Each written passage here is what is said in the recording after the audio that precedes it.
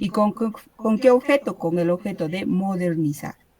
¿Y cuál es la acción de eso? Es hacer algo, es hacer que algo pase a estar acorde al tiempo actual, ¿no? Es decir, de que antes el gobierno solamente estaba centralizado en Lima, ahora todo está descentralizado a nivel regional y local, más que todo el presupuesto público, ¿no? Entonces, el Estado ha decidido reformar y modernizar los sistemas de la administración pública. Ahora, tenemos que conocer también cuál es el concepto de Estado. El concepto de Estado es un conjunto de instituciones que poseen la autoridad y potestad para establecer las normas que regulan una sociedad, teniendo soberanía interna y externa sobre un territorio determinado. Dice también que el Estado actúa a través de las entidades e instituciones públicas. Lo que les digo, ¿no? El gobierno, dentro de lo que es la descentralización, se apoya en los gobiernos regionales y en los gobiernos locales. De todas las entidades del sector público, de todos los departamentos del Perú, ¿no? Entonces, por eso nos dice que es un conjunto de instituciones. Ese es el Estado, ¿no? Que poseen autoridad y potestad para establecer normas. ¿Y con qué objetivo? Con que la sociedad tenga soberanía interna y externa sobre un territorio determinado, es decir, a nivel de todo el país, a nivel de todo el Perú, ¿no? Entonces está bien claro, tenemos que conocer qué es el Estado, es un conjunto de todas las instituciones e entidades del sector público, ¿no? También es importante que conozcamos la reforma del Estado y la modernización del Estado. ¿Qué es la reforma del Estado? Es decir, de nuestro país, ¿no?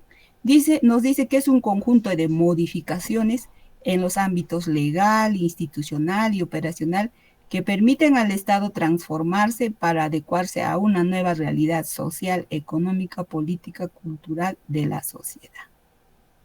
Entonces, ¿qué significa eso? Que el Estado, o sea, el Perú, el gobierno, decide cambiar las normas a nivel de todo tipo de instituciones, públicas más que todo, ¿no? Porque el Estado administra las instituciones públicas, con el fin de transformar y adecuar una nueva realidad social, económica, política y cultural, ¿no? Ahora, la modernización del Estado, ¿qué es? Es un conjunto de procesos y acciones para asegurar la adaptación constante y sostenida del funcionamiento del Estado para responder a las exigencias de la sociedad.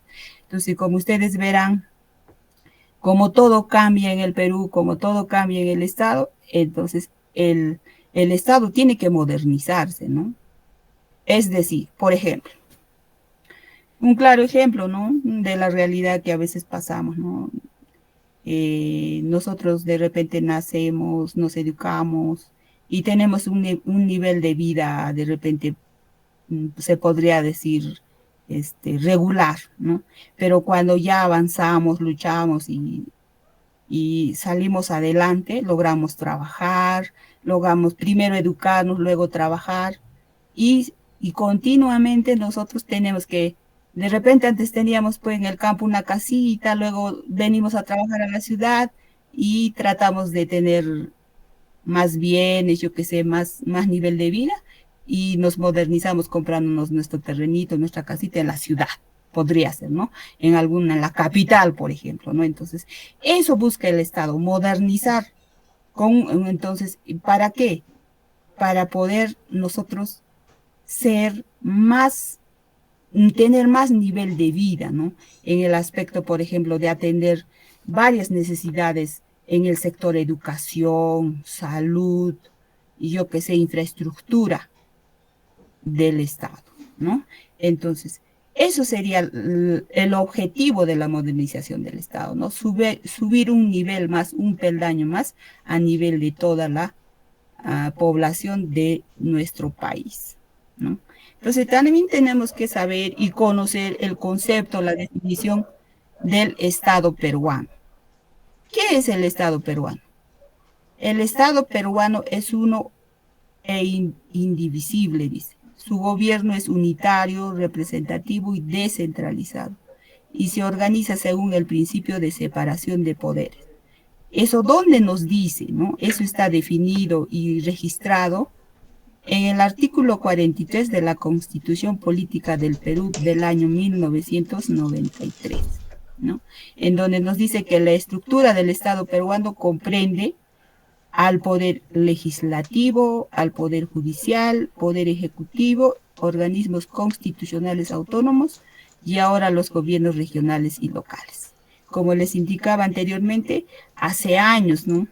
Anteriormente, todo estaba centralizado pues en Lima, ¿no?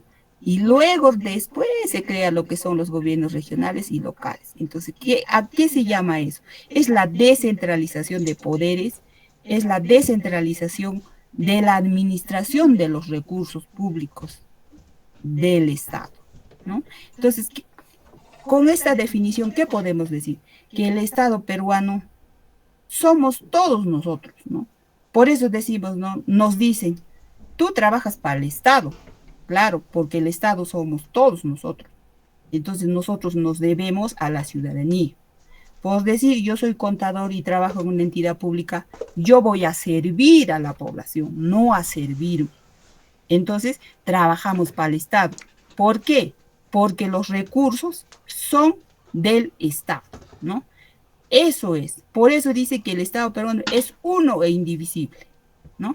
Su gobierno es unitario, representativo y descentralizado, ¿no? Entonces, y hay separación de poderes. O sea que el gobierno regional de Puno tiene su poder, el gobierno local de Puno tiene su poder. O sea, es autónomo ahora incluso los gobiernos locales. Entonces, eso es lo que nos define el Estado peruano y debemos saber. Ahora, en lo que respecta al caso peruano, nos dice que el artículo 3 de la ley 27783, ley de bases de descentralización, que a nivel del acuerdo nacional, dice que uno de los objetivos es que el Estado sea eficiente, transparente y descentralizado, ¿no?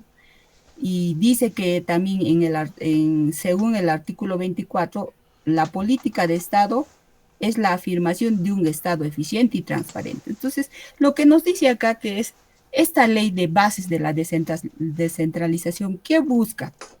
Que el Estado sea un Estado eficiente y transparente, ¿no es cierto?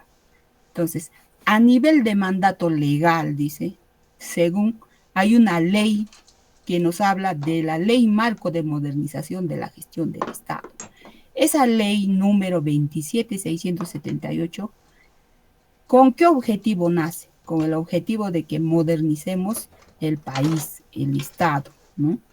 Y también tenemos la ley número 27783, en donde nos indica todo lo que son ley de bases de la descentralización y leyes orgánicas derivadas. Podríamos desarrollar cada una de estas leyes uno por uno, pero nos pasaríamos, ¿no? Porque son varios artículos. Sin embargo, ustedes como estudiantes, como investigadores y constructores de su propio conocimiento, lo pueden. Ustedes saben que todo está en el Internet. Bajar estas leyes, leerlas, porque el docente es un orientador, es un acompañante que al estudiante solo lo va a orientar, lo va a guiar. ¿Cuál es el camino para conocer la información que necesita saber y conocer cómo está sistematizado las normas en el sector público, es decir, en las entidades públicas? Entonces depende mucho de ustedes leer estas leyes, ¿no? También tenemos la ley número 29158, Ley Orgánica del Poder Ejecutivo. Decreto Legislativo 1026, régimen facultativo, dice. A nivel indicativo, dice. Cartas iberoamericanas, en la cual nos indican qué es una función pública, qué es una calidad en la gestión pública y el gobierno electrónico, ¿no? Entonces, estamos hablando como algo también que la modernización tiene que ver con el gobierno electrónico. ¿Por qué? Porque antes generalmente se manejaba, por decir un ejemplo, los libros contables en forma manual, hace muchos años. Actualmente todo está sistematizado. Y una de las herramientas que más adelante lo vamos a desarrollar es el Sistema Integrado de Administración Financiera, el Sistema de Gestión Administrativa, el SIGA, el OCE, que también nos da a conocer lo que es el SEACE, o sea, es una serie de sistemas que engloban todo el gobierno electrónico, ¿no? Y también la participación ciudadana. Ahora, ¿qué más? Si alguien tiene alguna duda, algún comentario. Bueno, sería bueno que sus audios lo tengan apagados y escuchar las clases, ¿no? Alguien de repente su audio, ¿quién estará? Bueno, a ver, un ratito, de repente alguien más ha entrado y vamos a ver de repente.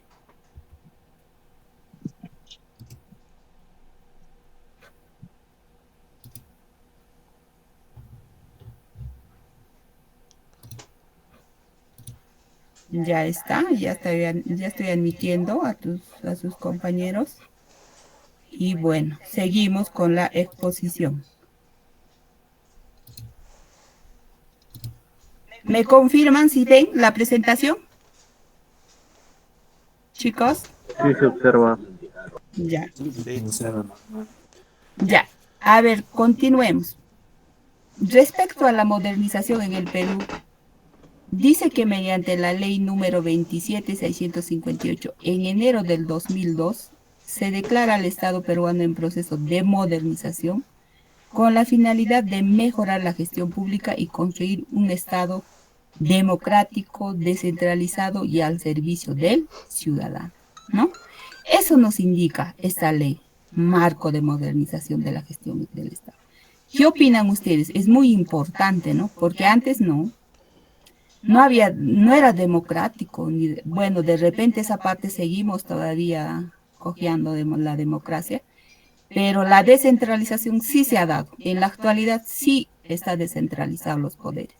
Y generalmente, a veces, no digo todos, algunas entidades sí están al servicio del ciudadano, pero siempre por ahí no es al 100%, ¿no? Porque siempre hay quejas de la población, ¿no? Entonces, esa es la realidad actual. Entonces, tenemos que saber que la modernización en el Perú trajo esos objetivos, para que sea democrático, descentralizado y al servicio del ciudadano. ¿Cuál es la finalidad de este proceso de modernización? Dice que son la obtención de mayores niveles de eficiencia del aparato estatal para lograr una mejor atención ciudadana, priorizando y optimizando el uso de los recursos públicos, ¿no? Como les indicaba, es hacer un buen uso de los recursos públicos, no despilfarrarlos. Pero eso es mucho que desear en la realidad, ¿no? Yo sé que algunos tienen varias opiniones, pero eso es lo que busca alcanzar, esa es la finalidad del proceso de modernización del Estado. ¿Qué más se busca alcanzar? Un Estado al servicio de la ciudadanía, con canales efectivos de participación ciudadana, que sea descentralizado y desconcentrado y transparente en su gestión, con servidores públicos calificados y adecuadamente remunerados, fiscalmente equilibrado, ¿no? Eso es lo que busca alcanzar el proceso de modernización en el Estado, es decir, en nuestro país. También tenemos un proceso de modernización de la gestión del Estado, o sea, no ha sido de la noche a la mañana, ¿no? Ha sido un proceso de años, ¿no? ¿Y cuáles son las principales demandas ciudadanas insatisfechas? Dice, ¿no? Entonces, para las demandas ciudadanas insatisfechas hay unos procedimientos. ¿Y el Estado qué hace? ¿No? Entonces, para esos procedimientos, para alcanzar esas demandas insatisfechas, por decir, de la población, ¿a dónde se tiene que acudir? A instancias, a dependencias, a entidades y organizaciones. Por decir, en el caso, por ejemplo, de salud, tenemos que ir al Ministerio de Salud. En el caso de educación, al Ministerio de Educación, yo que sé, ahora que todo está descentralizado, a las direcciones regionales de educación, a las UGELES, a esas entidades se tiene que acercar la población para presentar esas demandas insatisfechas. Ahora, Todas estas instancias, estas dependencias, estas entidades y estas organizaciones vienen a ser toda la administración pública nacional, es decir, todas las instituciones públicas. Ahora, el proceso de modernización mejora, dice, su objetivo es mejorar la gestión pública con niveles de eficiencia. ¿Y para qué? Para lograr un Estado democrático, descentralizado y al servicio del ciudadano. Eso es el objetivo del proceso de modernización. Es un proceso, ¿no? ¿Y para qué vamos a lograr ese Estado democrático descentralizado, ¿no? Ese es en beneficio de la población y la sociedad, ¿no? Como podrán ver ustedes, acá hay un proceso de modernización. Ahora, el proceso de modernización, ¿de quiénes tienen que aplicarlo? ¿Quiénes tienen que poner ahí la mano, como se puede decir? Son todos los servidores públicos meritocráticos y evaluados, es decir, todos los profesionales de todas las ramas. En el sector salud será pues los doctores, las enfermeras, las obstetras, los técnicos en enfermería, los odontólogos. Eso es en la parte de salud, en el sector educación, los docentes, todos los profesores a nivel nacional son partícipes de este proceso de modernización, ¿no? Y eso es muy importante. Todos tenemos esa tarea. Ahora, estos servidores públicos meritocráticos y evaluados, ¿quiénes lo califican? ¿Quiénes dicen que estos son? Entonces, significa, por ejemplo, de que todo está sistematizado. Ahora ya no nos pueden engañar como antes, hasta títulos falsos teníamos, hasta se podía comprar títulos. Pero ahora, por ejemplo, entras tú al internet, y ahí está en SUNEDI todos los profesionales que están titulados y son magísteres y son doctorados. ¿Y quién lo controla eso? La presidencia del Consejo de Ministros, la PCM, ¿no? Y con su Secretaría de Gestión Pública, ellos ven todo esto, toda esa relación, se podría decir, de estos servidores, ¿no? ¿Y quiénes también lo ven? La Comisión de Modernización del Poder Legislativo, ¿no? Entonces ellos siempre están monitoreando, supervisando que se cumpla este proceso de modernización. Más adelante vamos a ver quiénes también nos ayudan, ¿no? A controlar, a ver que esto se esté cumpliendo. Entonces, acá podemos ver que las demandas y las aspiraciones lo tienen que ver de la población, ¿no? De la sociedad, esto, Poder Legislativo y la Presidencia del Consejo de Ministros, PCE. ¿Qué más? También tenemos que saber un concepto básico, ¿no? Para lo que es la contabilidad gubernamental. ¿Qué es gestión pública? La gestión pública es un conjunto de procesos y acciones mediante los cuales las entidades tienden al logro de sus fines, objetivos y metas a través de la gestión de políticas, recursos y programas. ¿Qué significa eso?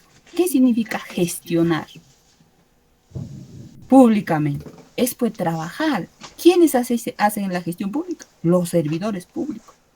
Y que estos servidores públicos, ¿qué acciones tienen que tomar para lograr sus fines, objetivos y metas? Es cumplir las políticas, los recursos y programas que el Estado ordena, ¿no? Mediante las normas legales, los decretos supremos, las leyes. Entonces, ¿de quién es tarea de hacer una gestión pública eficiente? Es de los propios servidores y funcionarios públicos que ahorita, en la actualidad, están en el poder, tanto del gobierno regional, gobierno local, ¿no es cierto? Entonces, en los gobiernos regionales que tenemos de todos los departamentos, pues, está a cargo de los gobernadores regionales, ¿no? Y toda su plana de funcionarios. En el gobierno local están todas las municipalidades provinciales y distritales, ¿no? Y todos sus funcionarios públicos. Ahora, también tenemos que saber concepto básico, descentralización. Es un proceso de separación de competencias y funciones entre los tres niveles de gobierno, ¿no? Lo que les decía, gobierno nacional, regional y local. ¿Quiénes son el gobierno nacional? Podríamos decir que el gobierno nacional en el Perú en nuestro país está representada por los ministerios, ¿no? Las altas instituciones que se encuentran en Lima, los ministerios, Ministerio de Salud, Ministerio de Economía y Finanzas, Ministerio de Educación, tantos ministerios, eso representa al gobierno nacional. Ahora, ¿quiénes representan al gobierno regional? Como les decía, los gobiernos regionales. Por ejemplo, ahorita estamos acá en Puno, el gobierno regional de Puno. Ahora, y en el local sería todas las municipalidades provinciales de todas las provincias y los municipios distritales, ¿no? Esos serían los tres niveles de gobierno. ¿Y qué buscan? Buscan el beneficio de la población, ¿no? Atendiendo sus necesidades. ¿Qué más? Acá tenemos una breve representación de lo que es la cronología normativa hasta la Ley Marco de Modernización de la Gestión Pública, o sea, la Ley Orgánica del Poder Ejecutivo, LOPE, como se dice, ¿no? Es un proceso. ¿Qué nos muestra acá? Dice, esta ley, dice, incorpora el capítulo 14 de la descentralización a la Constitución de marzo del 2002. Acá ustedes en este cuadrito pueden ver una representación, cómo se ha estado antes cómo era y después cómo fue. Primero acá tenemos la Ley Orgánica del Poder Ejecutivo en diciembre del 2007. O sea, la Ley Orgánica del Poder Ejecutivo LOPE, como se llama, ha pasado a la Ley Orgánica del Poder Ejecutivo a diciembre del 2007. O sea, acá está todo este cuadrito se refiere a lo previsto y luego cómo ha sido a lo real, ¿no es cierto? Entonces acá podemos ver ustedes una estrecha relación. Dice acá, Ley de Bases de la Descentralización coincide con la Ley de Bases de Descentralización del julio del 2002.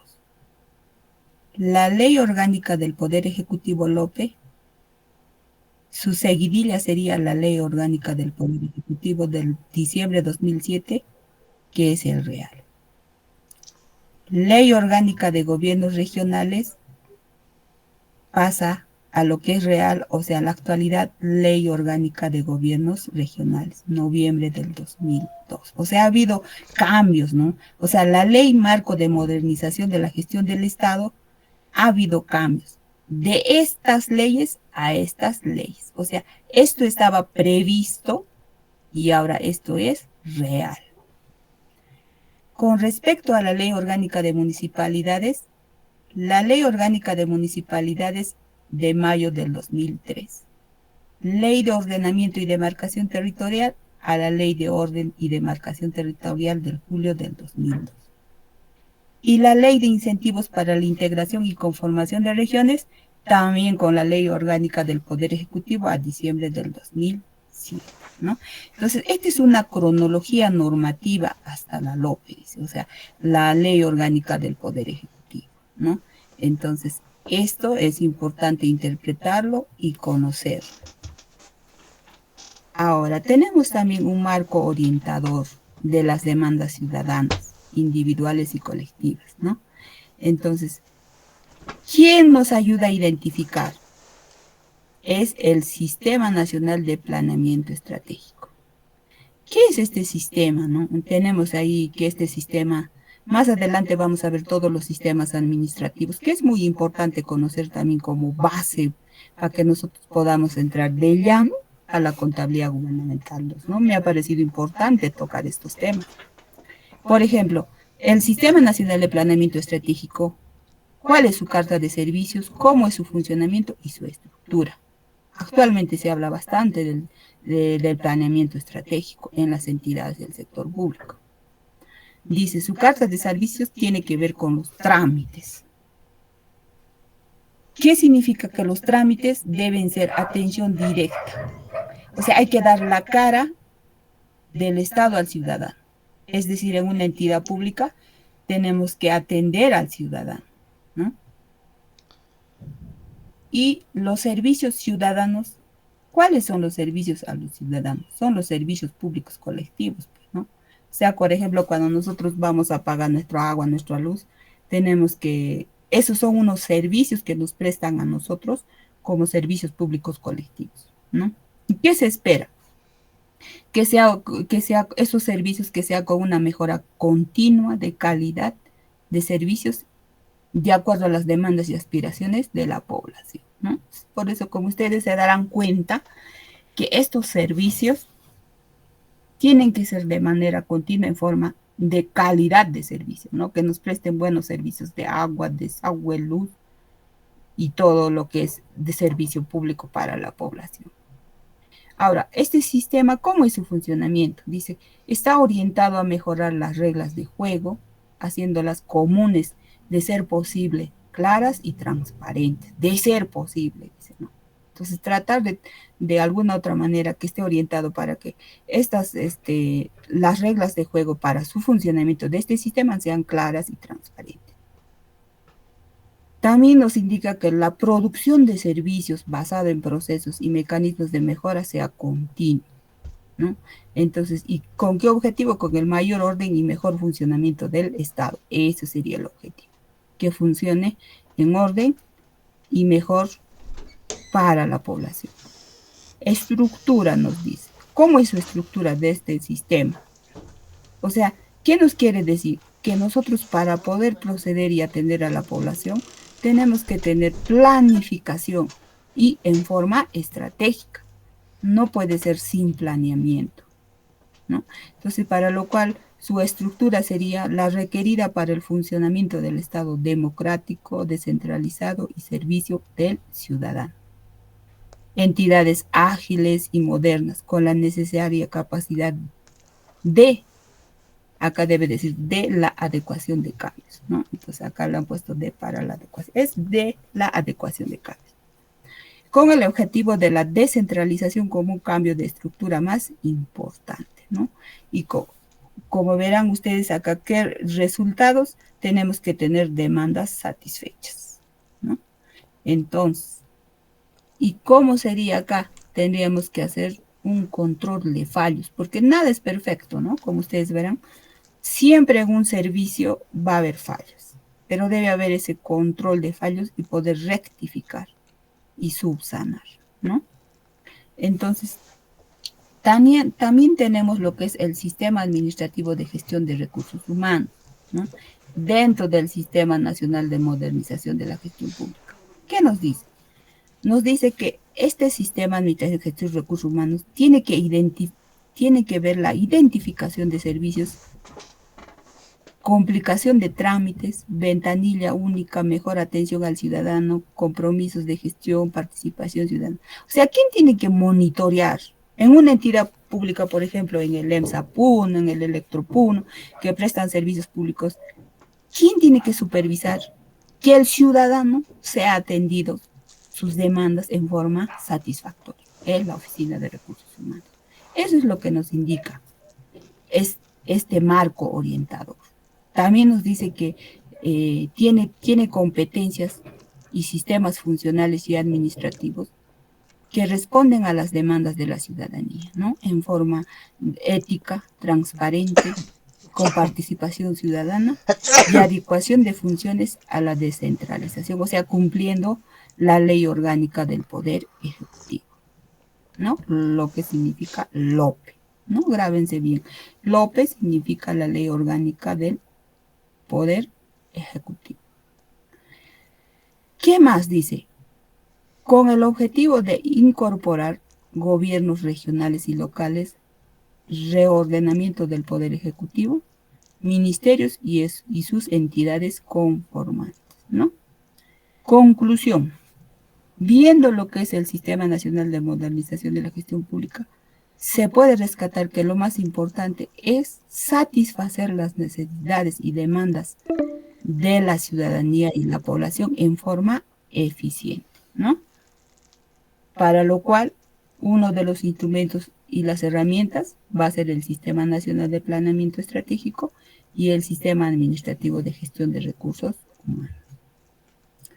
Ahora, dentro también del tema de contabilidad gubernamental, como base, me parece importante que conozcamos qué es una política pública en nuestro país, en todo lo que es nuestro Estado, es saber que la política pública es un curso de acción de gobierno, nos dice, para adecuar, continuar o generar nuevas realidades deseadas en el nivel territorial e institucional, contrastando intereses sociales, políticos y económicos, así como articulando esfuerzos de los actores y organizaciones con incidencia en dicha realidad. ¿Qué nos indica esto? Es un instrumento, o sea, la política pública son todo el conjunto de las normas en donde nos indican los procedimientos para poder contrarrestar los intereses sociales, políticos y económicos. O sea, en la sociedad todos tenemos intereses, la política y la economía también, pero para poder ejercer o cumplir los objetivos de estos intereses sociales, políticos y económicos, tenemos que tener políticas públicas. ¿Y dónde están reflejadas las políticas públicas? Es en las normas legales, los procedimientos, las directivas, los decretos supremos a nivel de todos los sectores públicos. Sector educación, salud, gobierno regional, gobierno local, gobierno nacional. ¿Y qué son las políticas nacionales? ¿Y cómo se define? Dice que son objetivos prioritarios. Se definen como los lineamientos, los contenidos principales de las políticas públicas, los estándares nacionales de cumplimiento y la provisión de servicios que deben ser alcanzados y supervisados para asegurar el normal desarrollo de las actividades públicas y privadas. A eso se refiere, a eso se definen las políticas nacionales, ¿no? Entonces, ¿qué podemos indicar entonces? ¿Cómo se definen las políticas nacionales? Como les indicaba, tienen que estar relacionados con estándares nacionales de cumplimiento, la provisión de servicios que deben ser alcanzados y supervisados para el normal desarrollo de las actividades públicas. Ahora, también nos dice qué es una política pública. Nos indica que es un curso de acción de gobierno para adecuar, continuar o generar nuevas realidades deseadas en el nivel territorial e institucional, contrastando intereses sociales, políticos y económicos, así como articulando esfuerzos de los actores y organizaciones con incidencia en dicha realidad, ¿no? Entonces, otra vez ya están las políticas nacionales, que ya se está repitiendo, esto ya lo hemos mencionado. Y ahí es donde vienen, ¿no? Después de las políticas, los sistemas de la administración pública, ¿no?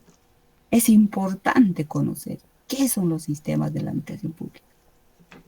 Dice que los sistemas funcionales tienen por finalidad asegurar el cumplimiento de políticas públicas, es decir, las políticas públicas mediante los sistemas de la administración pública van a permitir la participación de todas o varias entidades del Estado. ¿Ya? Entonces, hay dos tipos de sistemas administrativos: sistemas funcionales y sistemas administrativos. Los sistemas funcionales es a nivel de todo el Estado, a nivel de todo el país, incluyendo ministerios, gobierno nacional, gobierno regional, gobierno local.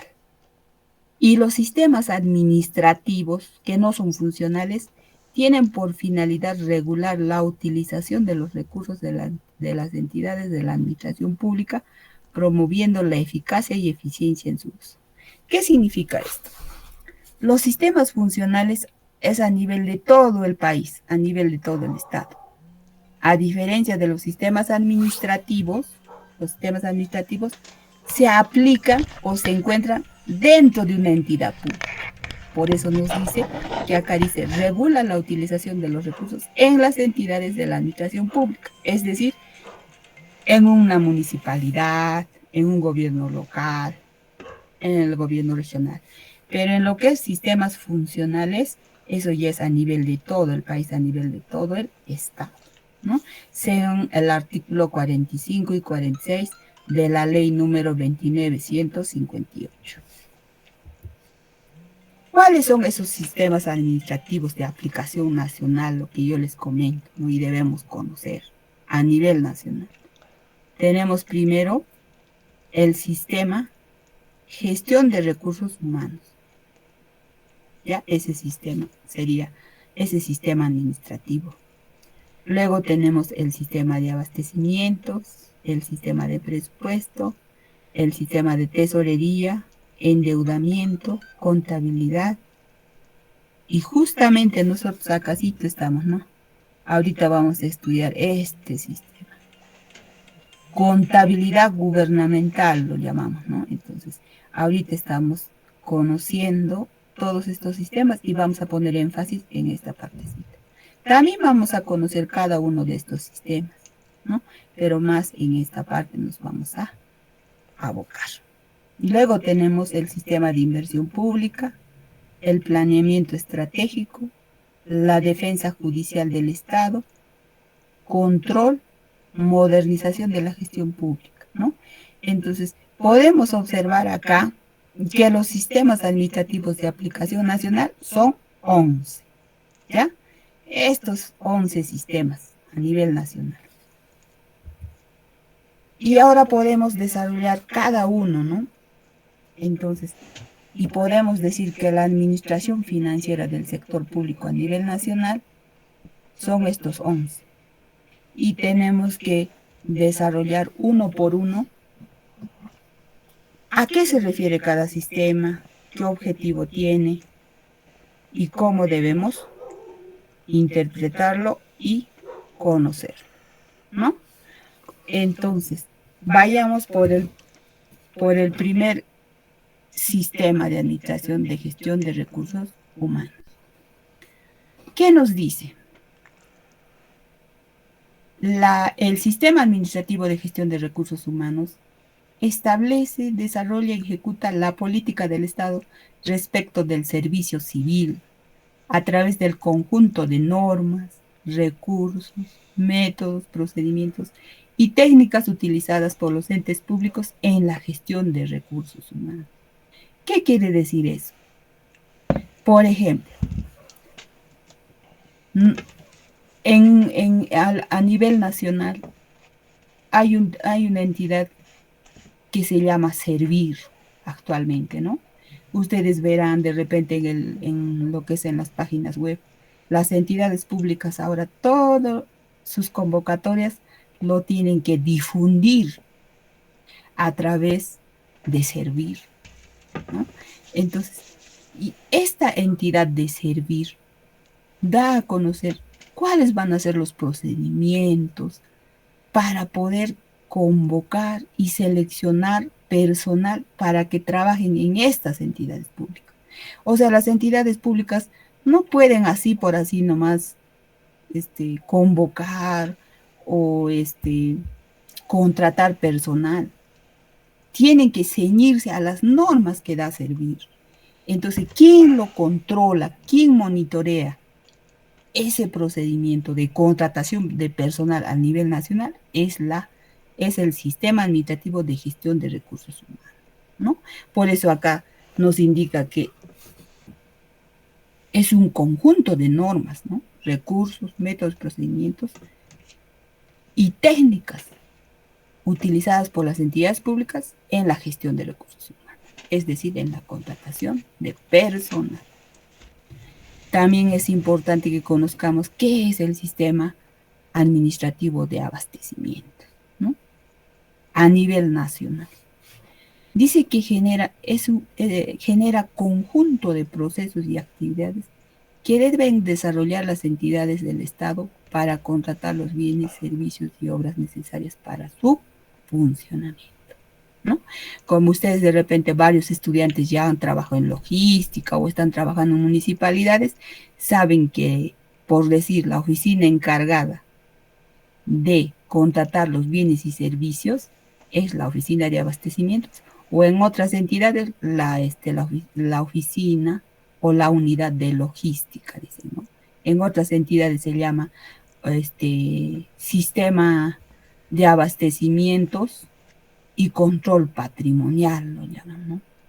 en otras también simplemente unidad de logística, en otras oficina de logística y control patrimonial, ¿no? Entonces, esta oficina es la encargada de contratar los bienes y servicios y también las obras para poder que la entidad cumpla sus funciones. También tenemos el Sistema Nacional de Endeudamiento. ¿Qué significa este Sistema Nacional de Endeudamiento? ¿Qué establece? Dice que establece las normas y procedimientos orientados al logro de una eficiente administración del endeudamiento de las entidades y organismos del sector público a plazos de 1 año. O sea, acá nos indica de que una entidad pública no puede así, por decir, sacar un préstamo del banco para financiar, por decir, yo qué sé, para financiar la adquisición, por decir, de bienes, servicios. Puede sacar sus préstamos, pero tiene que cumplir una serie de normas y procedimientos para sacar este préstamo, una entidad pública. Pero ¿quién establece estas normas? Es el Sistema Nacional de Endeudamiento. Controla si las entidades públicas están adquiriendo un préstamo con todos los requisitos que la norma requiere, ¿no? Me dejo entender. Es decir, para sacar un préstamo tiene que cumplir una serie de requisitos, una entidad pública. No puede sacar un préstamo así, ¿no? O sea, eso controla. También tenemos el Sistema Nacional de Planeamiento Estratégico, lo que más antes hemos desarrollado. ¿Qué hace este sistema de planeamiento estratégico? Dice que coordina, viabiliza el proceso de planeamiento estratégico nacional. La planificación es un instrumento de gobierno y gestión pública, ¿no? Entonces, en una entidad pública o en todas las entidades públicas no podemos proceder a cumplir nuestras funciones sin antes haber planificado qué es lo que vamos a hacer durante el año. Un ejemplo claro, que durante el año, qué metas, qué objetivos nos estamos poniendo. Claro ejemplo, en un gobierno local, qué obras va a ejecutar. Y para ejecutar esas obras, qué bienes, qué servicios necesita. ¿Dónde va a ser registrado todo esto? Más adelante lo vamos a ver. Pero ¿quién controla todo esto? Es este sistema de planeamiento estratégico, monitorea, ¿no? Entonces, el gobierno se tiene que ceñir a estas normas que ordena este sistema nacional. Ahora, tenemos el Sistema Nacional de Tesorería. El Sistema Nacional de Tesorería a nivel nacional nos indica que regula la administración de los fondos públicos en las entidades del sector público, ¿no? Muchos ya conocemos en la entidades la oficina de tesorería, ¿no? Pero a nivel nacional nos habla eso, ¿no? Tiene que controlar los fondos públicos. Es decir, el tesorero de una entidad tiene que cumplir con administrar eficientemente los fondos públicos. ¿Cómo? Teniendo ordenado y registrado en forma eficiente y actualizada su conciliación bancaria, por ejemplo. Saber cuántos ingresos ha tenido en el mes, por decir, y sus gastos, cuánto han sido, y en el día tiene que saber cuánto es su saldo real. Porque muchas entidades a veces, no sé si les ha pasado, hay proveedores que dicen, no tiene fondos, no, que no hay presupuesto. O sea, cuando tú haces un procedimiento de adquisición de bienes y servicios, durante el proceso, más adelante vamos a ver también, hay varios procesos, hay varias fases, ¿no?